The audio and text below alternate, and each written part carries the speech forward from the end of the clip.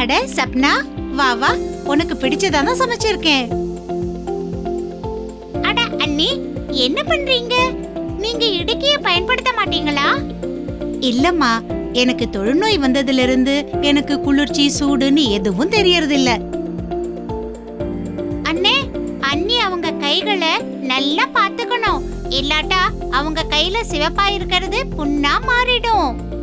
நான் இப்பவே ஆஷாக்காக கூட்டிட்டு வரேன். அவங்க உங்களுக்கு எல்லாத்தையும் விளக்குவாங்க.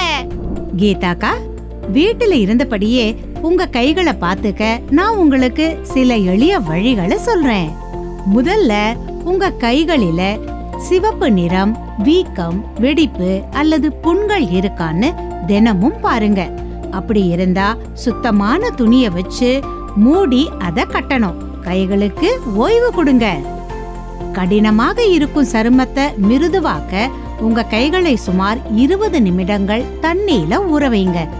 அப்புறம் கடினமாக இருக்கும் தோலை கடினமான துணி, தேங்காய் நார் அல்லது தேய்ப்பானை வச்சு தேய்ச்சி எடுங்க.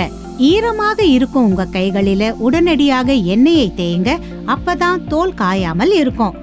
இதை தவிர சமைக்கும் போது சுடாமல் இருக்க சூடான பாத்திரங்களை கெட்டியான துணி அல்லது இடுக்கிய பயன்படுத்தி பிடிக்கணும். தினமும் பயன்படுத்தும் கனமான மற்றும் கடினமான பொருட்களை தடிமனான துணியை கொண்டு பிடிக்கணும். அண்ணி, இது எல்லாத்தையும் நினைவுல வச்சுக்கிறது ரொம்ப முக்கியம். நீ கவலைப்படாத சப்னா, நான் உன்னோட அன்னிக்கு உதவி செய்து நல்லா பாத்துக்குவேன். ரொம்ப நல்லது ரமேஷ். நான் கைகளுக்கான சில பயிற்சிகளை சொல்லி கொடுக்கறேன். உங்க கையில எண்ணெயை தேய்ச்சு அதை தொடை மீது வையுங்க.